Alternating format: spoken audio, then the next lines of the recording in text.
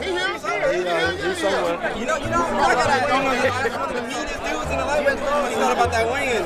Hey, that shit was interesting, man. Them guys, for the fight, do not like each other. Tomorrow is going down.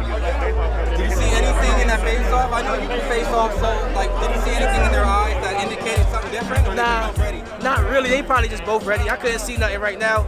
Maybe if I go back and watch it on TV, it'll be different. Did Ryan look good? I know the story is the rehydration, but he looked good? Like, yeah, he looked comfortable. He up there shadow boxing. He said he ate this morning. So, shit, he look like he ready. Now I gotta ask, of course, you know, the Ring Magazine put you in the top 10 in that lightweight division. Yeah. You're climbing up. You obviously, hopefully the opportunity presents itself. You want the winner of these two? Oh yeah, hell yeah. The winner out of Lomachenko and Devin Haney, the winner out of these two. You know what I'm saying? It don't matter. I feel I'm ready for anybody. I'm ready for anybody. You know what I'm saying? So just tell them if they want to fight me, just send the contract. Awesome. Appreciate it, champ. What you think about that weigh-in, man? Man, the weigh-in is exciting, bro. They're already about to scuffle over here, about to lose the money, man. You can't lose the money for the money is, you know what I mean? But now, I'm super excited. You know, this is a real fans. This is a fight for the fans, bro. This is very fan-friendly. I'm super happy about this. I'm excited to be a spectator. This is time to be alive, man. I don't know who's gonna win this fight. There's so many variables that can change, that can change this fight in the drop of a dime. You know, if Ryan comes in there and he's disciplined, he stays behind the jab and keep that distance, bro, he can win the fight, and he can make it a possibility to where he can get the knockout. If he goes in there trying to prove a point and trying to get the knockout, which like Tank is, like I feel like he's gonna fall in the Tank game plan. But then also Tank is so smart, he can like make a guy fight his fight.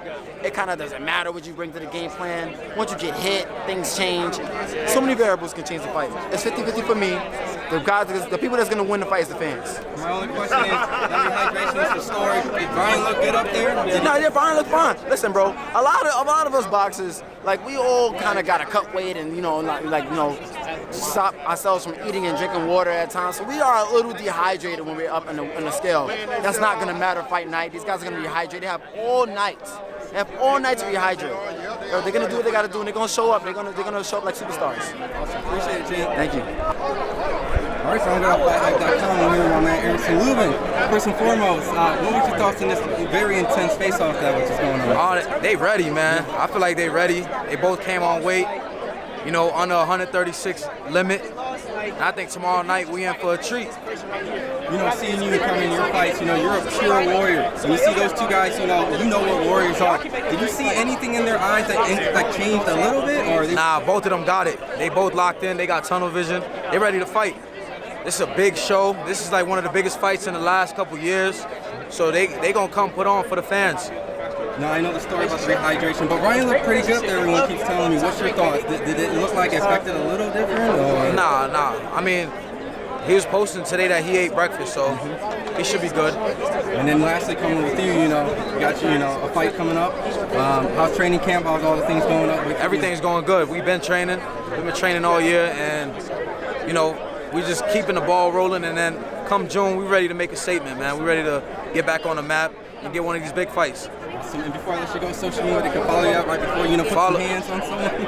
Follow me at Erickson Hammer on IG and at Erickson Hammer L on Twitter. Awesome. Appreciate it. Brendan Taylor here. I'm with Bernardo Osuna. First of all, good to see you, Bernardo. Likewise, it's a pleasure. Yes. What did you make of the whole weigh-in and face-off between Tank and Ryan? I mean, I think it was to be expected that there was going to be some tension, but I never like to see that type of stuff. I mean, I know it makes for good TV and all that stuff, but at the end, man, especially when it's not even the fighters going at it, it's not worth it. Yeah, because Bernard got involved, right? Yeah, I mean, in that way, it diffuses it for Ryan, to be honest. You know what I mean? Like, Ryan didn't even have to, deal with all that stuff. So it was positive for Ryan, I think, and there's no need for Tank to get all, handsy and stuff. But, hey, it happens. People are going to be talking about it, so maybe it sells a couple more pay-per-views. Yeah, get a bigger crowd in the arena on the night. Absolutely. Stylistically, like, how do you see the fight, Bernardo? Because, a lot of people feel like either Tank's going to knock out Ryan or Ryan's going to knock out Tank. But do you feel like maybe one of these guys can outbox each other? The one thing that worries me about both fighters is neither uses a jab, and that's, CompuBox numbers for the lightweight division state that, the average is 4 jabs landed per round. These guys land around 2 per round. So I think if Ryan uses jab, it'd be a great weapon to keep the pressure that Gervonta Davis can put on him at bay. But if he doesn't use that, then it's just going to be that left hook and right cross that he's going to have in the face of Gervonta. But nothing better than a jab to keep a guy who's smaller than you away from you. Use your physical advantages and whatnot. In terms of Tank, he's gonna start slow because that's just his MO. And if he doesn't, then that's gonna be the biggest surprise ever if he comes out guns blazing. But I think Ryan's chances are early in this fight, and Tank, the longer it goes, the more he computes, the more he figures out Ryan's style, then that's where the fight starts to tilt in Gervonta's favor. And I don't think it goes the distance. I really don't believe that either of the fighters is going to allow this fight to go to 12 rounds. Okay. You mentioned Tank Davis and how both guys don't really have jabs. Isn't that kind of weird because they both have pretty extensive amateur backgrounds? Yeah. I mean, it was really one of the most revealing statistics when I was looking it up is the fact that neither guy throws a jab, but it really surprised me even more on Ryan Garcia's end because he's the one that needs to use the distance and keep the fight in the center of the ring. Okay, and Roberto, any final message to the boxing world about the fight? And hey, buy it because boxing needs this because if you start pirating these stuff, then we're going to go back to having crappy fights that all we do is complain about. We're getting a fight that the fans wanted to see, two fighters in their prime, undefeated, knockout artists, explosive, dynamic. You know what? Do what you're supposed to do as fans, support, and then we'll start getting the fights that we really want to see. Spence and Crawford, Fury, Usyk and Tyson Fury. That'll be a bit ball, Yeah. All right, Bernardo, thank you. Take care. Yep. That's hot, man. That's what's popping. It was crazy. And like the ladies were crazy. They're like all over the place. But overall, you've been at part of humongous face-off. Right. Just what goes through a fighter's mind, at these types of face-offs? I think that, hey man, he's focused, man. He's really not bothered by any of this. I think it's flattering to see all the people out here, but in reality, I think he's just ready to go. The big story is the rehydration clause from Ryan, but did Ryan look good up there, like healthy, shadow boxing? I think that if they really understand, if you're IBF champ, you can only gain 10 pounds. Yep. So regardless of what they're talking about, this is a big deal. If you were the IBF champ, you can only gain 10 pounds from the weigh-in to the day before the day of the fight. So I don't know what they're talking about. Then you weigh in, so... Spencer's doing this for years. Yeah, he's been doing it for years, and everybody else. It's not just ours, everybody else been doing it for years, so it's not just him. What do you guys think about that weigh-in? I think it was good. It was good for the fans. You get your blood pumping when you go in Japan and do your thing, you know what I mean? No, I think I'm more relaxed. I'm relaxed more than ever now. Do you have a prediction on this fight? Just curious. I know, PBC, in-house, but you got Tank or? Yeah. I think Tank will pull it off between 9 and 10 rounds. And then lastly, before I let you go, it could go earlier depending on how they approach each other. But you think Ryan has a chance? You think Ryan has a chance? It's boxing. Yeah. I also appreciate it. Philly in the house. Go Leonard! What was Bernard doing up there? What was Bernard doing up there? I didn't see him. He was up there? Yeah, he was up there. I guess he started it. That's what they said. Crazy win. Appreciate it. Here with the former welterweight champion of the world, the always explosive Andre Berto. We got a lot of explosiveness in this fight, right? Yes, sir. It's gonna be a good one, man. It's gonna be a good one. Man, a hell of a fight tomorrow. Of course, I give the edge to Tank because, of course, the power and his overall ring generalship and all of his, everything that he brings to the table. I want to see how, Ryan reacts to that. But then again, like I said, man, I'm not putting nothing past Ryan because he has great range, he has great distance. Like I say, and he's quick and he can crack too. You know what I mean? So it's just I think it's gonna be like a timing game. We'll see what's gonna happen, man. I think the first solid shot, we're really gonna be able to see, which way the situation is gonna go. Did Ryan look strong at 135.5 to you? Yeah, it looks like that he really took his time, man. From everything I've been seeing, it looked like he really took his time and to really do it right. Drop the weight right. And like I said, man, crazy thing about Ryan, his confidence is, it's through the roof. It's through the roof, and when you got a fighter like that, it's kind of hard, to kind of go against him. So, I'm looking forward to seeing what the outcome is going to be. It's going to be a hell of a fight, as you can see from the turnout. Like I said, we here. Do you feel like, I know you're picking Davis, but that is Ryan giving him a kind of energy he hasn't seen before in terms of the belief and I'm really here to win? Yeah. And I mean, I definitely think that's something that you know, I mean, Tank isn't used to.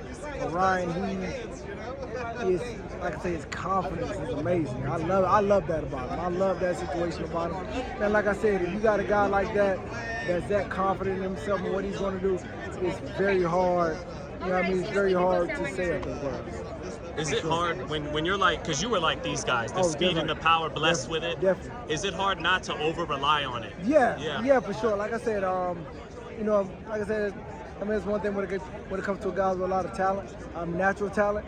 You know, it's hard to just continue to realize, you know, what else you have in the bag and not just rely on your speed, not try to rely on your power. So, you know, hopefully, like I said, Tank doesn't really rely on it too heavy to put him in a tough spot. But like I said, it's a fight game. We're going to see. How do you see him getting the job? Is it a late stoppage kind of thing, or how do you see If the he fight does, playing I think out? it's going to be a late stoppage. Because like I said, Tank has been in these situations before. You know, I mean, he knows what it takes. And this pressure, I don't think it's going to get to him as much. I think for Ryan, you know, he's soaking it all in, but this is really like his first time, you know, performing at on a stage like this. So like I said, we're going to see. And who do you think is the toughest lightweight to beat in the division? It's a great division. I mean, I think Tank is for sure right now. Tank is for sure right now. I think I want to see. I think, you know, like I said, the last guys that are going to be standing is Tank and probably Shakur. Tank and then Shakur? Yeah, I think both of them. I want to see that. I want to see that mega fight. But I see it happening later on down the line. That's the Spence Crawford at lightweight? Yeah. And then everything going good with you, man? Everything good, man. I can't complain, man. We know it's a big one if you came out. Yeah, man. I had to come out, man. You know, like I said, I'm connected with a lot of the guys too, man. So I had to come out and check this one. It's still ripped up, like man, always, Dre? Always staying in the shape, always keeping it going, baby. You know that. Always good catching up with you, Andre. One of the most explosive fighters of your era, man. Thank you, brother. Can I ask us a question? It's all the family. Yeah, get the whole fam. Why not? Come on. There we go. The whole fam. Team Garcia. Especially for Ben. This is for Ben. here with the beautiful mother of Ryan Garcia, Miss Lisa Garcia, Mrs. Lisa Garcia. It got what? We got blocked out once ever the shit hit the fan. We couldn't see what was going on. What happened up there? Right. From what I hear from another reporter was that Tank started arguing with Bernard. Something was said, and Ryan tried to bring him back into focus where we were in the moment, which was a face-off between Ryan and Tank, right? So, yeah, that's basically what happened. Then I don't know what happened, why Ryan and Tank ended up getting... I think Tank pushed him. Oh, yeah. He did. Yeah.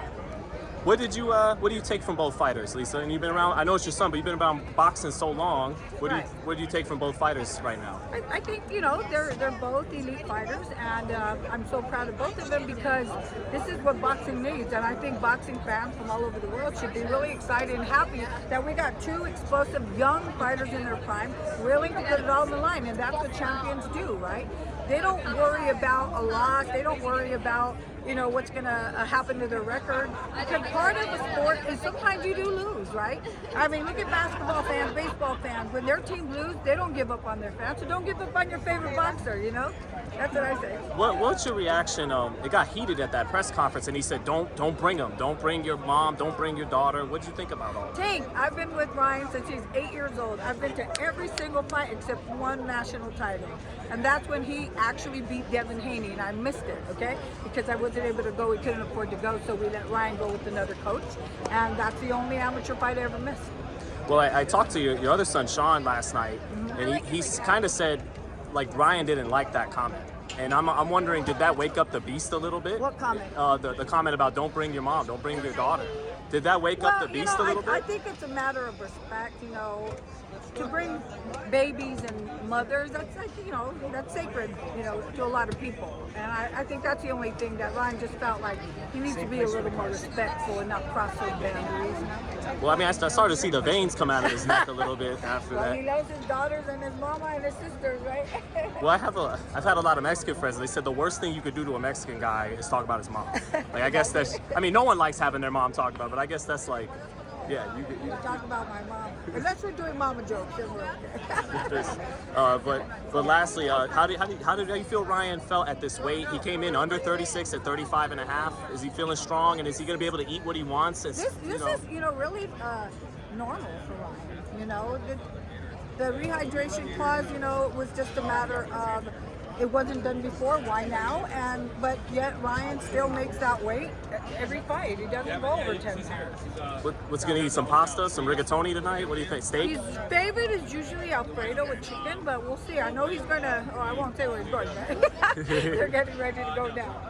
And lastly, Lisa, just because you got this you got this little confidence to you, and you've been around boxing so long, give us a little wisdom, a little insight ahead of Saturday night tomorrow, please. Anything you got for the fans?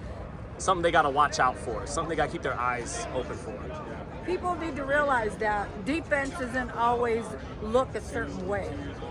Okay? Ryan does not or has not got hit in a very long time, and that's because his defense, you may not like his defense, but he has defense. And he has more than a left hook. But you know what? I would love to see that it's the left hook that takes down. Thank you, Ms.